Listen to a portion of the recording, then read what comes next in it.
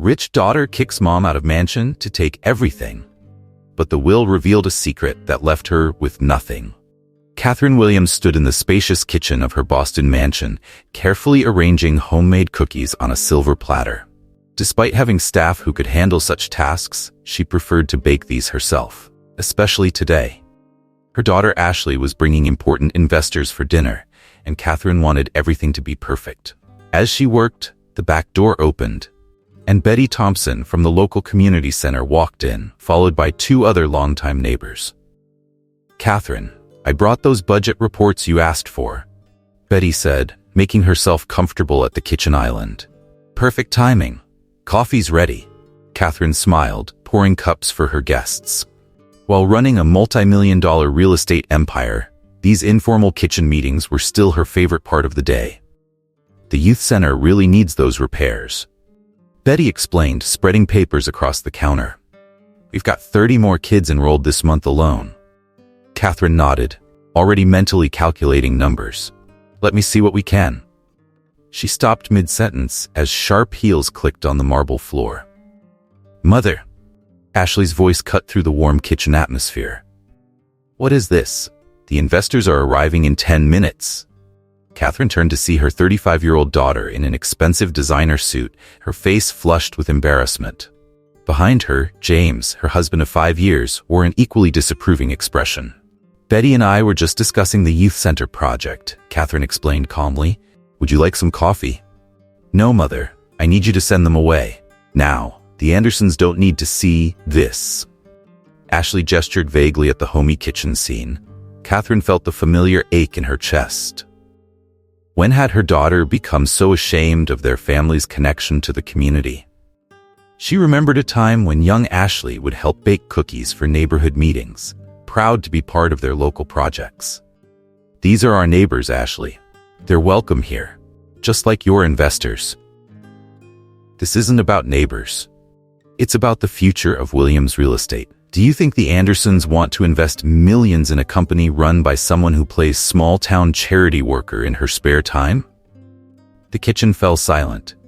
Betty and the others quietly gathered their papers, despite Catherine's protests. "It's okay, Catherine," Betty whispered. "We'll talk tomorrow." As they left through the back door, Catherine remembered another kitchen scene, 25 years ago. She and Richard, her late husband, sat at this same counter, planning their first major development project. "You have the best instincts for properties, Kathy," Richard had said. "You see potential where others don't. I'll handle the legal side, you be our secret weapon." That strategy had built their empire. While Richard became the public face of Williams Real Estate, Catherine worked behind the scenes, transforming neglected properties into thriving communities. Her proudest achievements weren't just the profits, but the libraries, community centers, and parks they'd built alongside their developments. "Mother," Ashley's sharp voice pulled her back to the present. "Please change before the investors arrive. That apron isn't appropriate." Catherine removed her apron, revealing a simple but elegant dress underneath. "I'll be in the dining room shortly." After Ashley and James left, Catherine walked to her study and picked up a silver-framed photograph from her desk. In it, a 10-year-old Ashley sat beside her on a construction site, both wearing hard hats and big smiles. They had just broken ground on their biggest project yet, an affordable housing complex that would help hundreds of families. "What happened to that little girl?" Catherine whispered, touching the glass gently. The sound of voices from the foyer signaled the investor's arrival. She set the photo down with a sigh, straightened her shoulders, and walked toward the dining room, already knowing this evening would mark the beginning of significant changes in their lives. Chapter 2. Changes and Manipulations. Catherine sat alone in her study, looking through old family albums. A photo caught her attention. 8-year-old Ashley helping at a community food drive, beaming with pride as she handed out supplies to local families. "Look, Mommy, I helped 10 families today," Ashley had announced that evening, counting on her fingers. "Can we do this every weekend?" Those memories made the current situation even more painful. Catherine could pinpoint exactly when things began to change. Ashley's sweet 16th birthday party. "Mom, why can't we have it at the Plaza Hotel?" Ashley had pleaded. Everyone from Winchester Prep has their parties there. Sweetie, our backyard is perfect for a party. We can invite all your friends and... That's the problem. You don't understand. Nobody at school has backyard parties anymore. It's embarrassing. Catherine had given in, hosting the party at the plaza. It was the first time she saw her daughter pretend they weren't close, watching Ashley laugh with her new friends while barely acknowledging her mother's presence. Things got worse at Winchester Preparatory School. One afternoon, Catherine arrived to pick Ashley up, wearing her usual simple clothes and driving her practical car. "Mom," Ashley had hissed, quickly getting in. "I told you I'd take the car service. Charlotte's mom saw us." "What's wrong with me picking you up? Everyone else's mothers come in designer clothes and luxury cars. You're a millionaire who dresses like you shop at regular stores." The final transformation happened during Ashley's college years when she met James Harrison. He came from old money with the right connections and social circle. Their courtship was a whirlwind of exclusive clubs and high society events. Their wedding was a clear statement of Ashley's new values. She hired Boston's most expensive planner and invited 500 guests, most of whom Catherine had never met. The ceremony was at the city's most prestigious church, followed by a reception that made the society pages. The wedding was excessive, Richard had commented that night. "She's just excited," Catherine had defended their daughter, still hoping this phase would pass. Now, 6 months after Richard's death, Catherine faced the consequences of those changes. The sound of voices from the dining room drew her attention. Ashley and James were meeting with the board members. "Mother, we need to discuss the company's future," Ashley announced as Catherine entered. "James and I have some proposals." "The company needs modernization," James said, opening his laptop, "starting with management structure." Catherine listened as they outlined their plans, replacing longtime employees, shifting focus to luxury developments, eliminating community investment programs. "Those programs are part of our company's identity," Catherine protested. "They're outdated, Mother. Nobody cares about community centers anymore. Investors want maximum returns." "I'll consider partial changes," Catherine offered. "You could take charge of our luxury division while I maintain our community projects." "That's not enough." Ashley's voice was cold. "We need complete control. You're not getting any younger, Mother. It's time to step aside." Martha, the housekeeper who had served the family for 20 years, paused in the doorway, concern evident on her face as she watched the confrontation. "The board supports our vision," James added smoothly.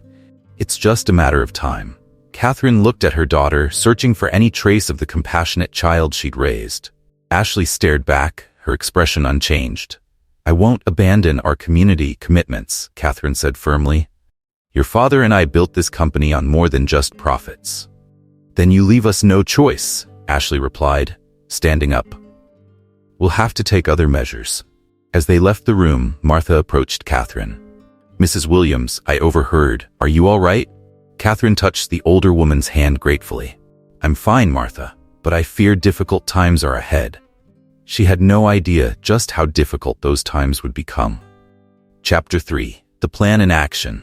Ashley and James sat in his corner office at Cooper & Mitchell law firm, reviewing documents spread across his desk. "The board meeting went exactly as planned," James said. "Now we need to start phase 2. "What about Sarah? She's been my mother's secretary for 15 years, Ashley asked.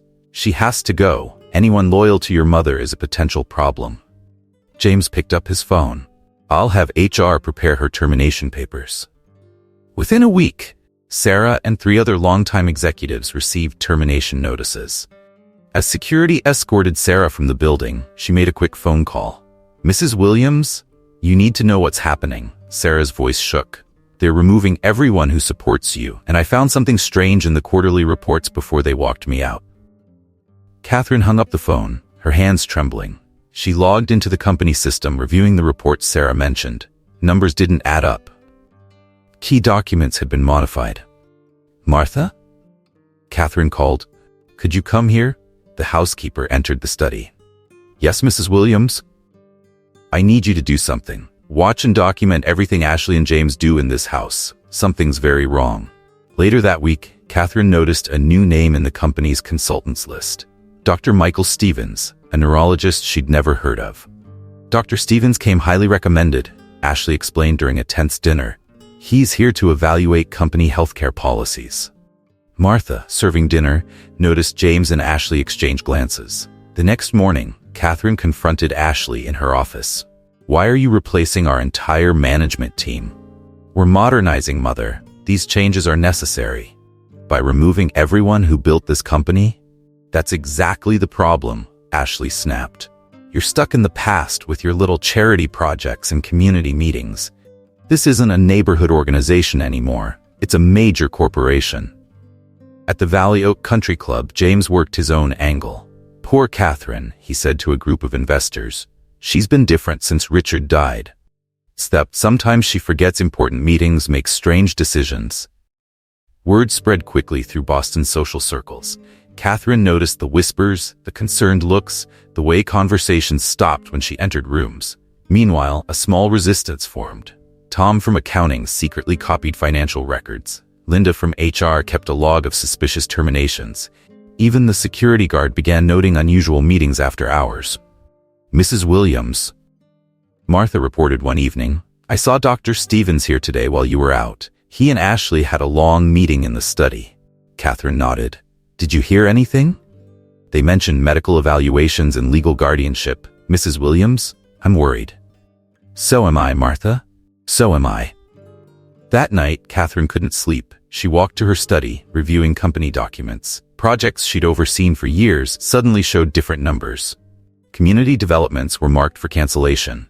Even her signing authority had been quietly restricted. Her phone buzzed, a text from Sarah. Meeting tomorrow, Valley Oak Plaza Coffee Shop. Important information. The next morning, Sarah handed Catherine a folder. I managed to save copies of the original reports. Someone's been systematically altering documents, making your decisions look erratic. Catherine opened the folder, her worst fears confirmed. The manipulation was extensive and calculated. There's more, Sarah whispered. Dr. Stevens isn't just a healthcare consultant. He specializes in evaluating mental competency for legal cases. Catherine felt a chill. The pieces were falling into place. The changed documents, the whispered concerns, the strategic removals of her supporters. They're trying to prove I'm incompetent, she realized. Yes, Sarah agreed, and they're just getting started. As Catherine drove home, she noticed Ashley's car at Dr. Stevens' office. Her own daughter was orchestrating her downfall, and she had to find a way to fight back before it was too late. Chapter 4. Betrayal and Isolation. Dr. Stevens' report arrived on a Monday morning. Catherine sat in the boardroom, listening as James read the findings. Dr. Stevens concludes that Mrs. Williams shows clear signs of cognitive decline, James announced. His evaluation indicates impaired decision-making abilities, especially concerning financial matters. That's ridiculous, Catherine interrupted. I've never even had a proper examination with Dr. Stevens. He observed you at several company functions, Ashley said. And the evidence speaks for itself. The erratic business decisions, the forgotten meetings. Tom from accounting stood up. Those reports are wrong. I've worked with Mrs. Williams for 12 years. Thank you, Tom. James cut him off. But we have documented evidence. The board voted to temporarily restrict Catherine's executive powers. Only 3 members voted against it. All were fired by the end of the week. At the local supermarket, Catherine felt the impact of the whispers. Mrs. Peterson, her neighbor of 20 years, quickly turned down another aisle when she saw her. Don't mind them, said Frank, the store owner. Some of us know you better than that. Catherine, called Betty from the community center. We still having our meeting this week? Before Catherine could answer, another neighbor interrupted. Betty, haven't you heard? Maybe we should wait, given the circumstances. Martha discovered more while cleaning Ashley's home office. Hidden behind some books, she found a file labeled Guardianship Requirements. They're gathering evidence, Martha told Catherine. Medical reports, witness statements, even surveillance photos of you working late at the community center. Catherine remembered something. Richard's study. There was a hidden safe. He mentioned important documents. The one behind his old war photo? Martha asked. Ashley had it opened last week, said she lost the combination. Catherine felt her heart sink. Whatever Richard had kept there was now in Ashley's hands. That afternoon, a smaller board meeting convened. Catherine watched as her daughter presented more evidence of her decline. These investment decisions, Ashley pointed to a screen. Millions diverted to failing community projects. Declining profits in our luxury developments. Catherine stood. Those projects created affordable housing for hundreds of families. They were never meant to maximize profits. Exactly our point, James smiled. This emotional attachment to lost causes demonstrates impaired judgment. Later, Catherine found unexpected support. Michael, a young security guard, showed her surveillance footage of Ashley and Dr. Stevens meeting late at night. Sarah forwarded emails showing altered meeting minutes. Mrs. Williams, Linda from HR, called. I've been keeping records. Every fired employee had one thing in common. They defended you in meetings. The evidence of manipulation was mounting, but so was Ashley's influence. Board members avoided eye contact with Catherine in hallways. Social invitations stopped coming. Even charitable organizations began politely declining her help. It's working, Catherine told Martha that evening. They're isolating me completely. Not everyone believes them, Martha assured her. The staff knows who you really are. A knock interrupted them. It was Robert Thompson, Richard's old friend and the firm's senior partner. Catherine, we need to talk, he said gravely. Richard left something with me, but the timing wasn't right until now. Before he could continue, they heard Ashley's car in the driveway. Another time, Robert whispered, hurrying out the back door. Catherine watched him leave, wondering what Richard had known and what he had planned for this exact situation. That night, she found a small note slipped under her door. Your husband was a wise man. When the time comes, the truth will defend you. R.T. She held the note tightly, finally feeling a small glimmer of hope. But tomorrow would bring a challenge that even Richard couldn't have anticipated. Chapter 5. The Court Order. Catherine stood in her bedroom, preparing for the hearing. She picked up a photo of Richard from her dresser. You tried to warn me, didn't you? She whispered. That last conversation in your study. The memory flooded back. Richard had seemed unusually serious that day, just 3 weeks before his heart attack. Kathy, promise me something, he'd said. If things ever get difficult, talk to Robert. He knows what to do. A knock at her door interrupted her thoughts. Mrs. Williams? Martha called. The car is here. The courthouse hallway buzzed with whispers as Catherine walked in. Ashley and James sat at the plaintiff's table with their legal team. Dr. Stevens waited nearby. James presented their case first. Mrs. Williams has demonstrated increasingly erratic behavior, he told the judge. The medical evaluation confirms our concerns about her cognitive decline. Dr. Stevens took the stand. Based on my observations, Mrs. Williams shows clear signs of cognitive impairment. Her fixation on small community projects while ignoring major business opportunities. Objection, Catherine's lawyer interrupted. Dr. Stevens never conducted a formal examination. Overruled, the judge responded. Continue, doctor. As I was saying, her behavior patterns suggest diminished capacity. Dr. Stevens paused, checking his notes nervously. Doctor, when exactly did these observations take place? Catherine's lawyer asked. At various company functions over the past months. Could you specify these functions? Dr. Stevens shuffled his papers, glancing at James. I need to consult my records. But the judge had already moved on. James presented their documented evidence, altered reports showing missed meetings, questionable decisions, declining profits. We're asking for temporary guardianship, James concluded, for her own protection. Catherine listened as her entire life was reframed as evidence of mental decline. Her community work became obsessive behavior. Her preference for simple living despite her wealth was poor judgment. The judge reviewed the documents. While I'd prefer more extensive medical evaluation, the business records show a concerning pattern. I'm granting a temporary order. Mrs. Williams must vacate her residence pending full evaluation. Catherine felt the room spin. Your Honor, that's my home. You have 48 hours to leave the premises, the judge continued. All business decisions will require Ms. Ashley Williams' approval until further notice. Outside the courthouse, reporters gathered. Ashley played her role perfectly, wiping away fake tears. We're just worried about Mother's health, she told them. This is for her own good. Back at the mansion, Catherine began packing personal items. Each object held a memory, Photos, Richard's books, small gifts from community members. Martha burst into the room. "I quit," she announced loudly, knowing Ashley was within earshot. "I won't work for people who do this to their own mother." Later, in private, she explained, "I'll help you set up wherever you go. We'll fight this together." Catherine found an apartment downtown, small but comfortable. As she packed her last items, loyal staff members came to say goodbye. The gardener, the cook, 3 maids, all quit in protest. "We're not abandoning you, Mrs. Williams," they assured her. Ashley watched from the staircase as Catherine left her home of 30 years.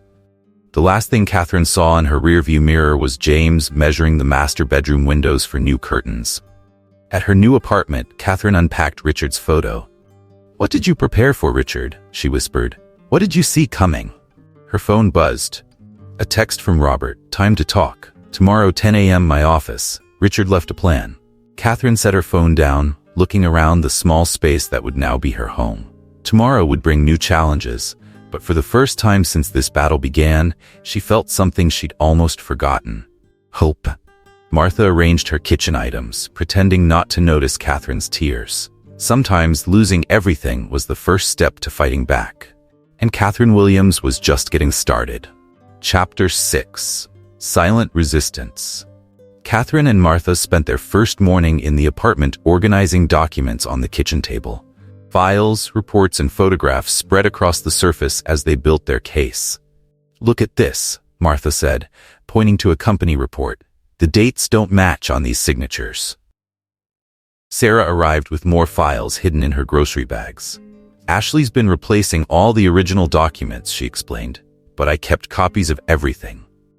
The doorbell rang. Tom from accounting entered with Linda from HR, both carrying boxes of evidence. "The new management's making changes so fast," Tom reported. "They're canceling all community projects. Clients are calling, worried about their developments." 3 more board members resigned this morning, Linda added. "They're replacing them with James's friends from the country club." Catherine's phone lit up with a message from Robert. "Meet me at the park in an hour. Need to show you something." At the park, Robert handed her a sealed envelope. Richard recorded this conversation 2 months before he died. The recording played Richard's voice clearly. "Robert, I'm worried about Ashley. She's changed. That husband of hers, they're planning something. I've gathered evidence, documentation. Keep it safe until Catherine needs it." "There's more," Robert said. "Richard left specific instructions about the company succession, but we need to wait for the right moment." Back at the apartment, Catherine received a call from Betty at the community center. "Catherine, you should know. Ashley visited today. She's canceling all Williams real estate support for our programs." Martha, who had been organizing the kitchen, paused to listen. "Mrs. Williams, I think you should see this." She handed Catherine her phone, showing social media posts about new luxury developments planned for current community project sites. "They're going to destroy everything we built," Catherine whispered. "Not if we can help it," Sarah responded, pulling out more documents. "Look at these original contracts. They can't legally cancel these projects without community board approval." The group worked through the day, building their case piece by piece. Former employees kept arriving, each bringing new evidence of Ashley and James's manipulations. Michael, the security guard, sent surveillance footage showing James removing files late at night. Linda provided emails showing systematic replacement of loyal employees. "Time's running out," Robert warned during a phone call. "They're pushing for a permanent guardianship hearing next month." Catherine remembered another conversation with Richard, just weeks before his death. He'd been in his study, looking at old family photos. "Promise me something," he'd said. "No matter what happens, protect our legacy. Not the money, the good we've done for people." A knock at the apartment door interrupted her thoughts. Martha opened it to find Mrs. Peterson, their former neighbor, looking embarrassed. "Catherine, I'm sorry I believed them," she said. "We all are. The neighborhood association wants you to know, we're behind you." Later that evening, Catherine received an urgent message from a board member who'd quit.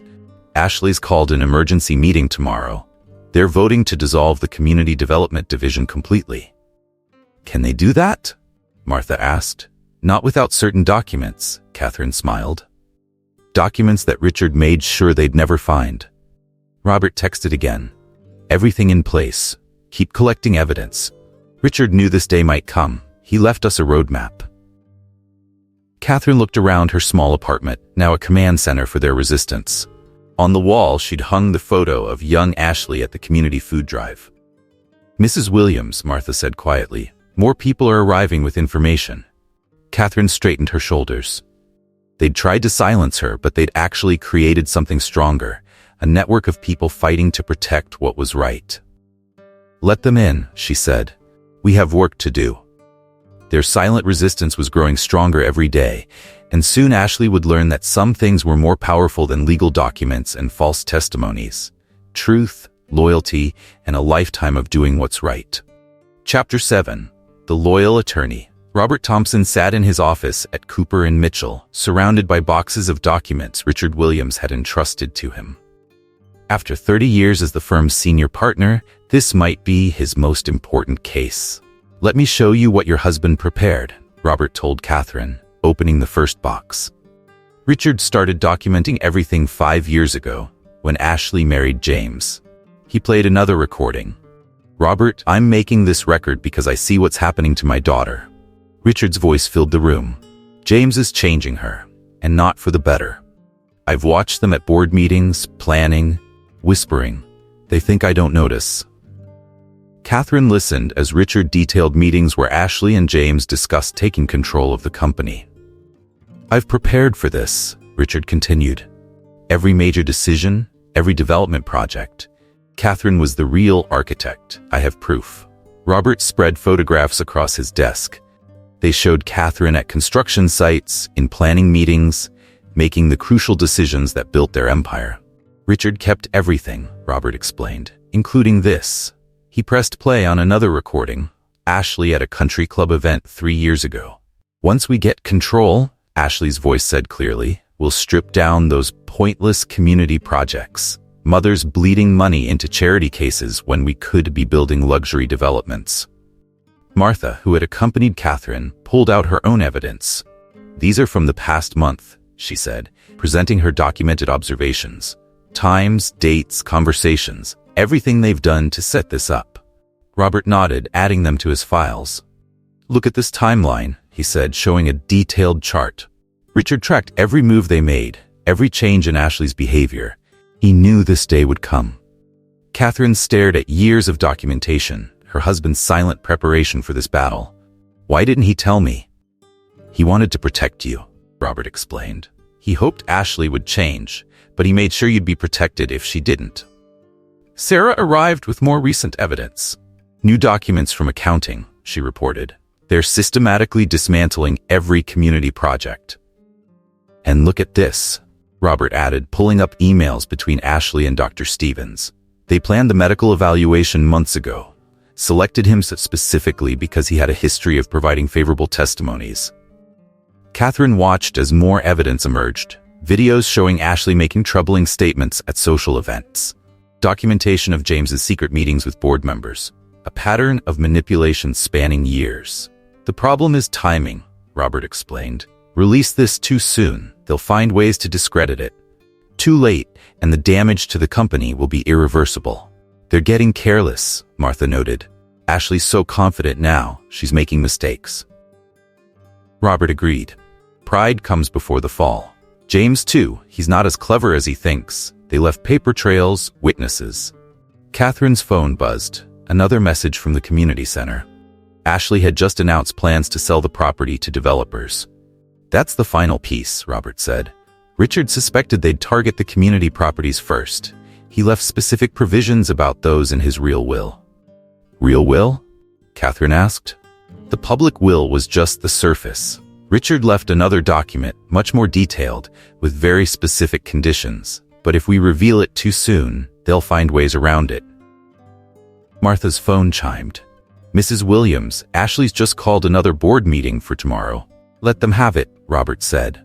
Each meeting, each decision they make, they're just adding evidence to our case. Richard taught me something valuable. Sometimes you have to let your opponents think they're winning. Catherine looked at the wall of evidence surrounding them. All these years, Richard was protecting us. preparing for this. He knew the company's real strength wasn't in its properties, Robert said. It was in its people. The employees who believe in your vision, the communities you've helped, they're all part of this fight. As they left Robert's office that evening, Catherine felt a new sense of purpose. Richard hadn't just left her evidence. He'd left her a legacy to protect and a plan to do it. Tomorrow's board meeting, she told Martha, let's make sure our people document everything. The pieces were falling into place, just as Richard had planned. Soon, Ashley and James would learn that their perfect plan had one fatal flaw. They'd underestimated not just Catherine, but Richard's foresight and the loyalty of those they'd dismissed. Chapter 8. The Hidden Truth. Sarah's hands shook as she forwarded the emails to Robert. Dr. Stevens wasn't careful with his communications, she told Catherine over the phone. He spelled out the entire plan, how Ashley hired him specifically to declare you incompetent. Send everything right away, Catherine responded. And Sarah, be careful. If they catch you, don't worry about me. I've already cleared out my desk, but you need to see what I found in James's office computer. Martha burst into Catherine's apartment minutes later. I got into the mansion while they were at the club, she reported, pulling folders from her bag. The original documents were still in Ashley's study. She never thought I'd look there. The evidence was damning. Original contracts showed the community projects were legally binding. Financial reports revealed Ashley and James had been manipulating numbers for months. Tom called next. Mrs. Williams, you need to see these board meeting minutes. They've been altered, but I have the originals. How many more employees are helping us? Catherine asked Martha. More than Ashley realizes. Even her new assistant is sending us copies of everything. Robert arrived with his legal team. The evidence against Dr. Stevens is crucial, he explained. His emails prove he agreed to the evaluation before ever meeting you. That's medical malpractice. They spread the evidence across Catherine's living room. Years of documentation from Richard, months of collected evidence from employees, emails, photos, videos, each piece revealing another layer of Ashley and James's scheme. Look at this. Linda from HR pointed to a document. James's signature on termination notices dated before the board even voted on them. They planned everything. Catherine's phone rang. Betty from the community center. Ashley just left here, she reported. She was surveying the property with developers. But she made a mistake. She told them the sale was already approved by the board. But it wasn't. Robert smiled. That's securities fraud. Record everything they said. Martha had more news. Dr. Stevens is getting nervous. I overheard him arguing with James on the phone. He's worried about losing his license. The evidence mounted hour by hour. Former employees brought documents. Current staff sent secret recordings. Community members reported Ashley's premature development announcements. They're getting careless, Robert observed. Success makes people sloppy. James proved this point that afternoon. At an investors' meeting, he announced several property sales that hadn't been approved. 3 board members immediately reported him to the Securities Exchange Commission. We need to move carefully, Robert warned.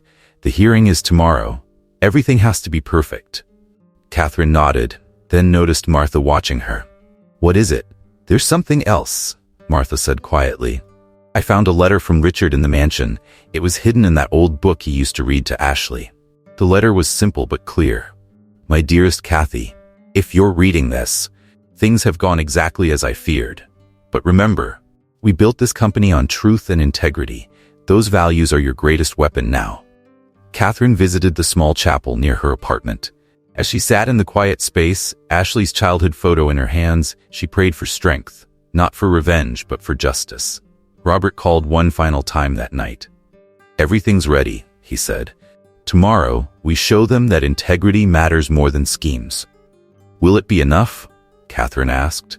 Richard gave us the foundations. The people who believe in you built the rest. Trust me, it's more than enough. As Catherine prepared for bed, Martha made one last check of their evidence files. Tomorrow would change everything. Years of manipulation and betrayal would finally come to light. Mrs. Williams, Martha said softly, whatever happens tomorrow, you've already won. You showed everyone what real strength looks like. Catherine looked at the city lights through her apartment window. Somewhere out there, Ashley was probably celebrating what she thought was her final victory. Tomorrow would teach her the hardest lesson of all, that truth, no matter how long hidden, eventually finds its way to light. Chapter 9. The Day of Judgment. The courthouse hallway buzzed with tension. Board members, employees, and community leaders filled the benches. Ashley and James sat confidently at the plaintiff's table, while Dr. Stevens fidgeted nervously nearby. "All rise," the bailiff announced as Judge Henderson entered. Ashley took the stand first, her performance carefully rehearsed. "Mother's behavior became erratic after father died," she testified. "She'd give millions to community projects without proper analysis. She'd miss important meetings to serve coffee to neighbors." "And the company's performance?" James prompted. "Declining. The reports clearly show." "Objection," Robert interrupted. "Which reports? The originals or the altered versions?" Ashley's smile faltered slightly. "I don't know what you mean. Let me refresh your memory," Robert said, approaching the bench. "Your Honor, I'd like to present evidence of systematic document tampering." The courtroom stirred as Robert presented the original files alongside Ashley's altered versions. Dates changed, numbers modified, signatures forged. "Miss Williams," Robert continued, "did you hire Dr. Stevens to evaluate your mother?" "Yes, for the company's healthcare review." "Really? Then how do you explain these emails, dated 3 months before your healthcare initiative, discussing your mother's competency evaluation?" Ashley's composure cracked. Those must be mistakes.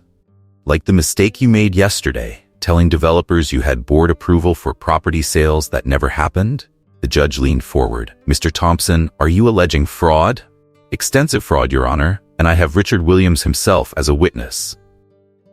Robert played the recordings. Richard's voice filled the courtroom, detailing his observations of Ashley and James's plans. More recordings followed. Ashley at social events, discussing her plans to get rid of mother's charity obsession. Dr. Stevens began edging toward the door. "Going somewhere, doctor?" Robert asked. "Before you leave, perhaps you'd like to explain these emails discussing your prearranged diagnosis? The medical board might be interested." The doctor sank back into his seat. "Your Honor?" Robert continued, "I'd like to present Richard Williams's sealed will, entrusted to me 5 years ago." Ashley stood up. "We've already seen Father's will." "That was the public version," Robert explained. "This is the full document, with specific provisions regarding company succession." The judge read the will carefully. "This changes everything," he noted. "There's more," Robert added, presenting a thick folder. "Documentation of Catherine Williams's role in building this company. Every major decision, every successful project, she was the driving force." Martha testified about the documents she'd found. Sarah presented the email evidence. Tom explained the financial manipulations. One by one, witnesses revealed the truth. Ashley's face grew paler with each revelation. James started whispering urgently with his legal team. "Your Honor," Robert concluded, "we've proven that Catherine Williams is not only competent, but has been the true business genius behind Williams Real Estate. We've also proven a systematic conspiracy to seize control through fraud and false medical testimony." The judge reviewed the evidence for several long minutes. The courtroom remained silent. "This court finds no evidence of mental incompetency in Catherine Williams," he finally announced. "The temporary guardianship is immediately dissolved. Furthermore, I'm ordering a criminal investigation into the allegations of fraud and conspiracy." Ashley jumped up. "You can't." "Miss Williams," the judge cut her off. "I suggest you remain silent. You're facing serious charges." Catherine watched as her daughter's carefully constructed plan crumbled. James was already heading for the door, his legal career effectively over. "One more thing," Robert added. "Richard's will has specific conditions for Ashley's inheritance. She must work for 5 years in community development projects, proving she understands the company's true values." Ashley collapsed into her chair. All pretense gone. The daughter who'd tried to destroy her mother now faced the consequences of her actions. As they left the courthouse, reporters swarmed. Catherine walked through them silently, her dignity intact. She'd won not through revenge, but through truth. "Mrs. Williams," Martha said quietly, "you did it." Catherine shook her head. "We all did it. Every person who chose truth over deception. That's what your father tried to teach you, Ashley." I hope you finally understand." But Ashley was already gone, leaving behind only the echoes of her failed ambitions. Chapter 10. Consequences. The morning newspaper headline read, "Williams Real Estate Scandal. Daughter's Plot Against Mother Exposed." Local TV stations ran continuous coverage of the case, featuring interviews with community members and former employees. Catherine sat in her study at the mansion, reading through messages of support. The phone hadn't stopped ringing since the verdict. "Mrs. Williams," Martha called from the doorway. "The Bar Association is on line 1. They're investigating James." The investigation moved quickly. James faced an ethics committee hearing at the State Bar Association. His involvement in document fraud and witness manipulation left little room for defense. "Mr. Harrison," the committee chairman stated, "evidence shows you knowingly participated in fraudulent activities against your own client's interests. This committee has no choice but to recommend disbarment." James left the hearing alone. Ashley hadn't attended. She hadn't been seen in public since the trial. Dr. Stevens faced his own reckoning at the medical board hearing. The email evidence proved devastating. The board finds Dr. Michael Stevens guilty of professional misconduct. The chief medical officer announced, "Your license to practice medicine is hereby revoked." At the country club, Ashley's former social circle disappeared overnight. Her calls went unanswered. Party invitations stopped. Former friends crossed the street to avoid her. "Did you see Ashley at the grocery store?" Betty told Catherine. "She was there at closing time, probably trying to avoid people. No designer clothes, no makeup. She looked different." Catherine returned to work, reinstating the fired employees and resuming community projects. The board members who had supported Ashley resigned, replaced by people who shared the company's original values. Sarah returned as Catherine's secretary, her desk now positioned in the executive suite. "The community center called," she reported. "They want to know if you'll attend next week's fundraiser." "Tell them I wouldn't miss it," Catherine replied. Tom and Linda were promoted to senior positions, their loyalty rewarded with increased responsibility. The office atmosphere transformed back to its former warmth. Martha discovered Ashley's first sign of change 3 weeks after the trial. "She's seeing a therapist," Martha reported. "I saw her leaving Dr. Parker's office. She's one of the best in Boston." The news about James came next. "He's left town," Robert informed Catherine. "Took a job at a small firm in Chicago, filed for divorce before he left." Ashley's carefully constructed world had crumbled completely. No husband, no social status, no corporate power. She moved out of her luxury apartment, taking a small place on the outskirts of town. Catherine maintained her silence about Ashley publicly, but privately she watched and waited. "She has to find her own way back," she told Martha. "If she's ready to change, she'll show us." The first sign came through Betty at the community center. "Ashley came by yesterday," she reported. "Just stood outside watching the children play. When I approached her, she ran away." Catherine focused on rebuilding. The company's community projects expanded. New affordable housing developments broke ground. The youth center received funding for renovations. One evening, Catherine found an unsigned note in her mailbox. "You were right about everything. I'm sorry." She recognized Ashley's handwriting. "What will you do?" Martha asked. "Wait," Catherine replied. "Real change takes time." The media eventually moved on to other stories. The scandal became yesterday's news, but its impact continued to ripple through Boston society. "You know what people say now?" Betty told Catherine during a community meeting. "They say the Williams name stands for integrity again." Catherine looked around her restored office, at the photos of completed projects and happy communities. Richard's picture still held the central spot on her desk. "You were right," she whispered to his image. "Truth does prevail." Martha entered with the evening reports. "Mrs. Williams, the contractor called about the new senior center plans." Catherine nodded, turning back to her work. The company was stable, the projects were thriving, and somewhere in Boston, her daughter was beginning the long journey back to the person she was meant to be. It wasn't the ending Catherine had wanted, but perhaps it was the one they all needed. A chance to rebuild not just a company, but the values that had created it. Chapter 11. The Williams Foundation. Catherine stood in her former downtown apartment, now transformed into an office space. The small kitchen where she and Martha had planned their defense became a conference room. The living room where they gathered evidence was now filled with desks and computers.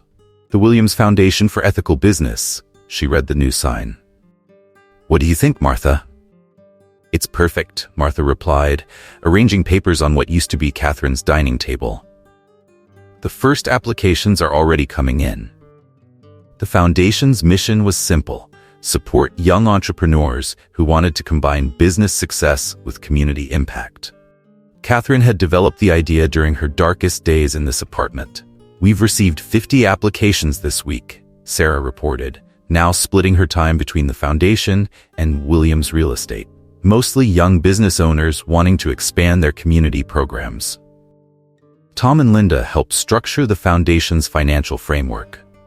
"We're focusing on small businesses first," Tom explained during their morning meeting. "People who need both funding and mentoring." The first group of selected entrepreneurs gathered in the conference room: a young bakery owner who provided job training for at-risk youth, a tech startup developing affordable educational software, a construction company specializing in sustainable, low-income housing. "My father taught me something valuable," Catherine told them. "Success isn't just about profits, it's about the lives you impact along the way." Martha managed the day-to-day operations, turning the foundation into a hub of activity. Former Williams Real Estate employees volunteered their time, sharing their expertise with the young entrepreneurs. "Mrs. Williams," Betty called one afternoon, "you should know, Ashley was watching the foundation's opening from across the street." Catherine had noticed too but said nothing. Her daughter needed to find her own path. The foundation's impact grew quickly. Local businesses started offering internships and training programs. Community centers reported increased support from small business owners. "Look at this," Martha said, showing Catherine a local news article. "Remember Jacob's Bakery? After our mentoring program, they've opened 3 new locations, each one partners with a youth center." Catherine expanded the foundation's programs. Weekly workshops taught business ethics and community engagement. Successful entrepreneurs returned to mentor new ones. One morning, Sarah found a filled-out application on her desk. The business plan was solid, focusing on affordable art programs for underprivileged children. The applicant's name made her pause. "It's from Ashley," she told Catherine. Catherine read the application carefully. The writing was humble, the plans realistic. Ashley had been volunteering at a local art center, learning the community's needs firsthand. "What should we do?" Martha asked. "Process it like any other application," Catherine decided. "No special treatment, positive or negative." The foundation's review board, unaware of the applicant's identity, approved the project based on its merits. Ashley would receive the same mentoring and support as any other entrepreneur. Catherine watched from her office as Ashley attended her first workshop, sitting quietly in the back. Other participants, not recognizing her, treated her like anyone else. "She's different," Martha observed. "The way she listens, takes notes, no designer clothes, no attitude." The foundation's first quarterly report showed promising results. 15 new community-focused businesses launched. 30 existing ones expanded their social impact programs. Hundreds of local residents benefited from new services and opportunities. "You've created something special," Robert told Catherine during his visit. "This is Richard's legacy too, helping others build businesses with purpose." Catherine looked around at the busy office that had once been her refuge.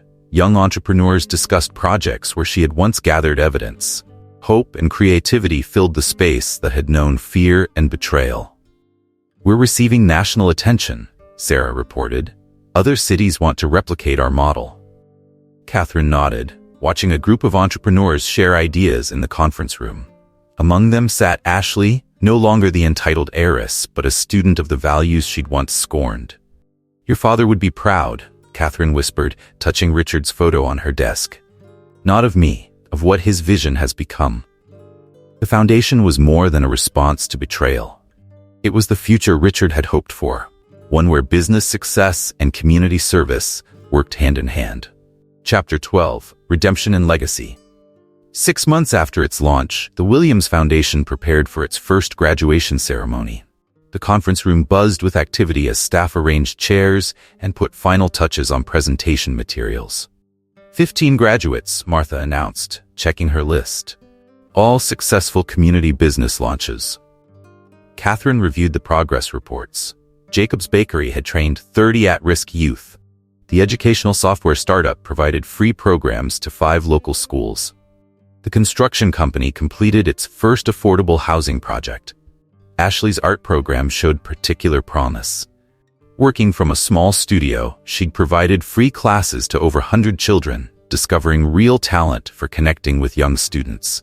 Dr. Parker called, Martha told Catherine privately.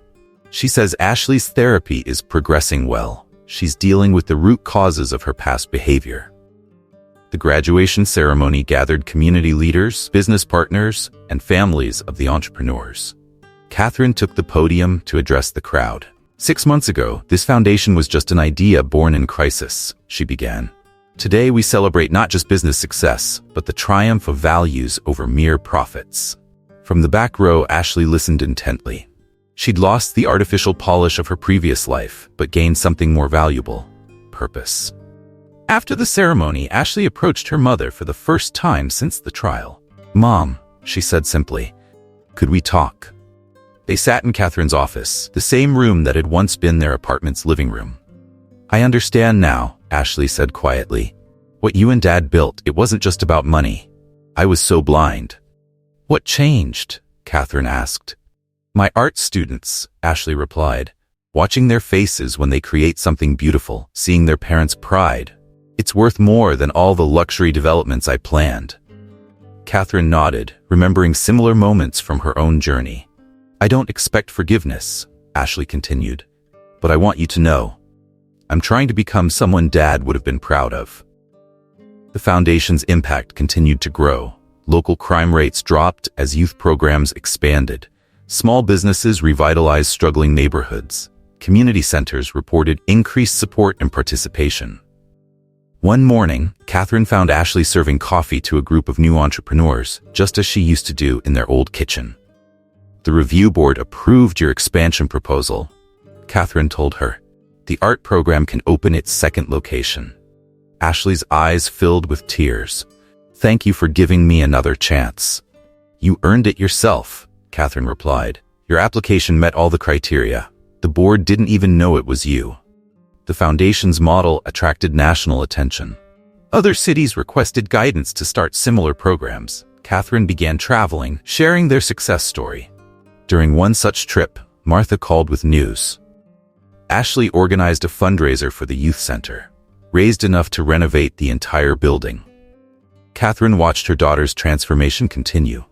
The designer clothes and social climbing were replaced by paint-stained jeans and genuine connections. The artificial laugh became a real smile. 1 year after the trial, Catherine gathered the foundation's staff for an announcement. We're expanding, she told them. The Williams Foundation will open 5 new locations across the country. Ashley sat among the staff, taking notes like everyone else. No special treatment, no privileges, just another entrepreneur working to make a difference. After the meeting, mother and daughter walked to the small chapel where Catherine had prayed during their darkest days. Dad knew, didn't he? Ashley asked. That's why he left those recordings, that special will. He was protecting both of us. Me from myself, you from what I'd become. He never gave up hope, Catherine replied. Neither did I. They returned to the foundation, where new entrepreneurs waited for mentoring sessions. Ashley headed to her art class, while Catherine reviewed applications. The Williams name now stood for something greater than wealth or power. It represented the possibility of redemption, the importance of values, and the truth that success meant nothing without purpose. Richard would be proud, Martha said, watching Ashley guide a young student's hand with a paintbrush. Not just of the foundation, but of her. Catherine smiled, touching the photo on her desk. He knew all along, sometimes people need to lose everything to find their true worth. Outside, Boston's skyline sparkled in the afternoon sun. Somewhere in those buildings, lives were being changed. One small business, one community project at a time. The legacy continued, stronger than ever. If you enjoyed this story of justice, redemption, and the power of true family values, please give this video a thumbs up and share your thoughts in the comments below. Have you ever witnessed someone learn that money isn't everything? Tell us your story. Don't forget to subscribe to our channel for more touching stories that remind us what really matters in life. Remember, sometimes the biggest fortunes aren't kept in bank accounts, but in the hearts we touch along the way.